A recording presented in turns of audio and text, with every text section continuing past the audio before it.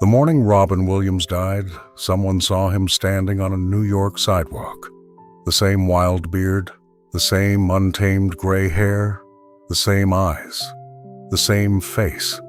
A close friend of his, another famous actor, a man who had worked beside Robin for years, was sitting in his car on that street, still trying to absorb the news that had just broken across the world.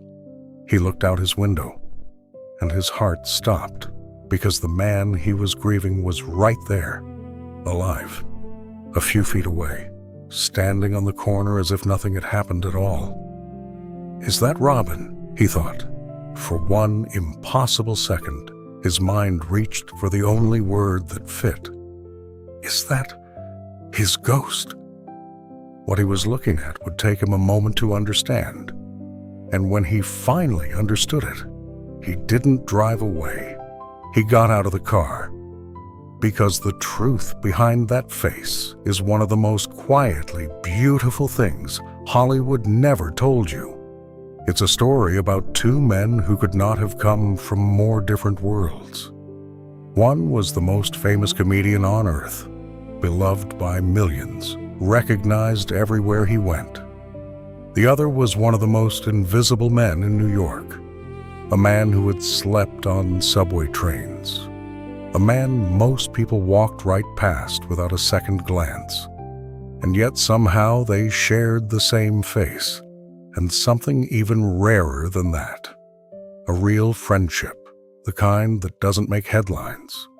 The kind that says more about a person than any award ever could.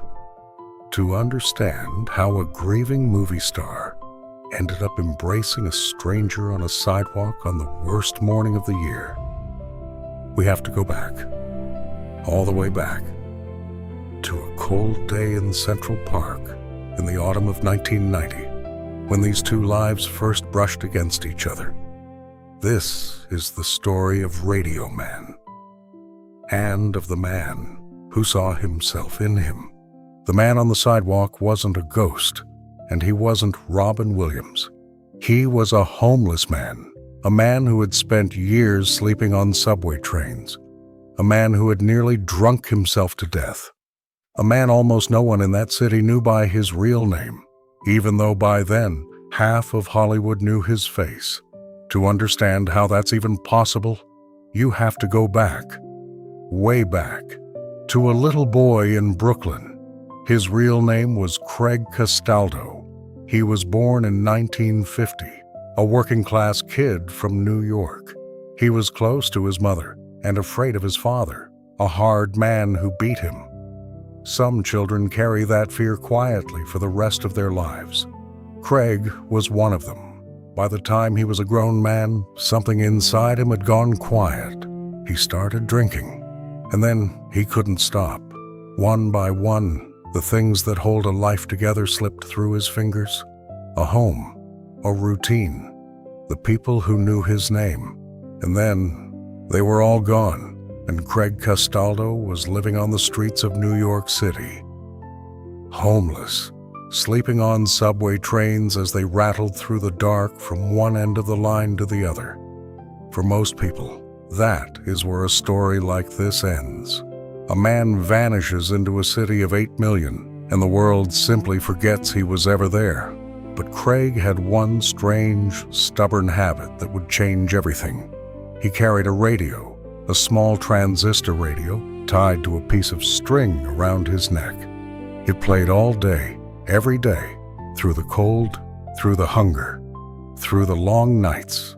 It was the one thing he owned that felt like company. "Wherever I go, I'm Radioman," he would say later. "I'm not Radioman without that radio. Without it, I feel powerless." And then, one cold day in 1990, the accident happened. The good kind. Craig was wandering the streets when he stumbled onto a film set. He didn't know it was a film set. He just saw a man standing there in a shabby raincoat, looking just as worn down and lost as Craig felt himself. And Craig, with a strange open heart that never quite left him, felt a flash of kinship. So he did something most people would never do. He walked up to the stranger and offered him a beer. The man in the raincoat was Bruce Willis, in costume, filming a movie. Willis didn't get angry. He laughed. He liked this fearless, funny man who treated a Hollywood star like just another guy down on his luck. And in that moment, without anyone planning it, a door cracked open between two worlds that were never supposed to touch.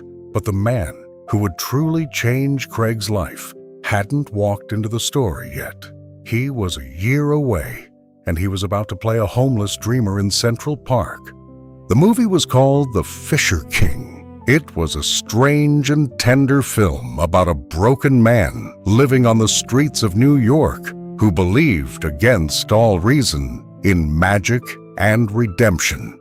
And the actor playing that homeless dreamer, wild-haired, bearded, ranting beautifully in the middle of Central Park, was Robin Williams.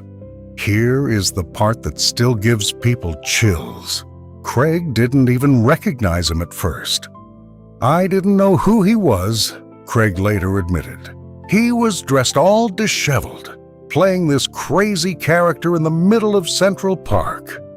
Think about what was really happening on that set. Two men stood near each other, both with wild, unkempt beards, both with that same untamed hair, both looking to a passing stranger like men the city had forgotten. One of them was a movie star pretending to be a homeless man for a film. The other one was actually homeless, and they looked alike. Not a little, almost identically. People who were there said it was uncanny, like seeing the same man twice. Robin Williams, standing in costume as a broken man living on the streets, looked across that set and saw the real thing. A living, breathing version of the exact character he was being paid to play. A man who hadn't needed any costume, any makeup, any script, because the streets had already written all of it into his face. It must have been like looking into a mirror that didn't quite belong to him. A mirror showing another life. The life that could have been his if a few small things had broken differently. Robin knew better than most how thin the line is between the man on the stage and the man on the sidewalk. He had spent his whole career walking right along that line, and so Craig found himself in the film. A small part, his first cameo, the very first of more than 300, because after The Fisher King, Craig Castaldo didn't go back to the subway and disappear into the dark. Something had shifted. He started showing up to every film set in New York. Radio around his neck, bicycle underneath him, a smile on his face that dared anyone to turn him away. And somehow they didn't. The crews started calling him Radioman, and set by set, film by film, year by year, a homeless man slowly became the good luck charm of Hollywood. Over the next 20 years, Radioman met almost everyone. Tom Hanks, George Clooney, Matt Damon, Helen Mirren, Martin Scorsese, Johnny Depp, who called him High Voltage, Jude Law, who called him a mystery. Whoopi Goldberg once brought him to the Oscars as her personal guest. He appeared in The Departed, in Elf, in dozens of films you've seen without ever knowing his name. Hollywood is full of people who are warm when the cameras are rolling. The trick is finding the ones who are warm when they're not. And out of all those hundreds of famous faces, when Radioman was asked who his favorite was, who really mattered to him, he didn't hesitate. He said Robin Williams, because Robin was different, and Craig could feel it. The other stars would smile for a quick photo, say something kind, and move on to the next thing. That's not cruelty. That's just how a busy set works. But Robin would stop. He would actually stop. He would talk to Craig like an old friend he'd been meaning to catch up with. He would ask how he was doing. And this is the part that mattered. He would wait for the real answer. There is one line Robin once said about Radioman that tells you everything about how the people in that world saw him. If you're on a first-name basis with Radioman, Robin said, "You've made it." Sit with that for a moment. The biggest movie stars on the planet, people with awards and mansions and millions of fans. And Robin Williams was telling them that the real measure of arriving, of truly making it in New York, was whether a once homeless man knew your name. That wasn't a joke. That was a worldview. Robin was quietly telling everyone around him that this man mattered, that he was not a mascot, not a punchline, not a sad story to feel briefly bad about. He was a person, and you should know his name. Robin understood that better than almost anyone in that industry. He knew what it felt like to be looked at by millions and still not really be seen. He had spent his entire life making the whole world laugh while carrying something heavy underneath, something he didn't show. So when Robin looked at Craig Castaldo, he didn't see a man to pity. He saw a man to respect, a man who, with a few different turns, could have been anyone, could have been him, and he treated him that way. Not once for a camera, again and again, for years, when no one was keeping score. On August 11th, 2014, Robin Williams died. The illness that took him was something most people had never even heard of. A disease that hides deep in the brain, that wears a man down quietly from the inside, that even his own doctors could not fully name while he was still alive. It mimicked other things. It hid behind confusion and fear. It stole pieces of him in the dark, in a way no one watching from the outside could ever have seen. The world lost a comedian, an actor, a genie, a teacher standing on a desk telling a room full of boys that their lives could be extraordinary. The news went everywhere at once, and millions of strangers grieved a man they had only ever met through a screen. But on a sidewalk in New York, one man lost something far more personal. He lost the famous friend who had always stopped to talk to him, the one who asked how he was and waited for the answer, the one who told a whole industry that knowing Radioman's name was how you knew you'd made it.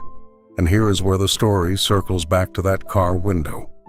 That very morning, the same morning the news broke, Jeff Bridges was sitting in his car, trying to absorb that his friend was gone, and he looked out the window, and he saw a figure standing on the street. The beard, the hair, the face. For one impossible second, Bridges's heart leapt and broke at the same time.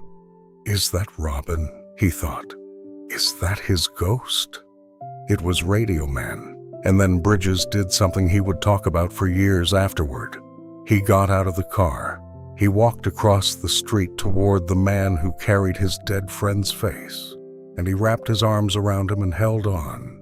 He held him not because Craig was the one who needed comforting. He held him because, for one moment, on the worst morning of that year, holding the man who looked like Robin was the closest thing in the whole world to holding Robin himself. It was grief finding the only door it could fit through. Two men grieving the same person from two completely different worlds. One of the most famous, one of the most forgotten, standing on a New York sidewalk, connected by a face that nobody could ever fully explain. Radioman's little radio kept playing. It always did. It always does. But that day, in that quiet corner of the city, it felt like the music had stopped. Radioman is still out there, still in New York, still showing up to film sets all these years later, still wearing that radio around his neck. Because, as he always said, without it, he feels powerless. He has more than 300 film credits now. He has stood on red carpets. He has been the subject of his own documentary, with Hollywood's biggest names lining up to talk about him. Think about the shape of that life. A boy beaten by his father, a man who drank himself onto the streets, someone who slept on subway trains while the city stepped over him. And then, somehow, he became a fixture of the film world. From invisible to unforgettable, from homeless to a kind of hero.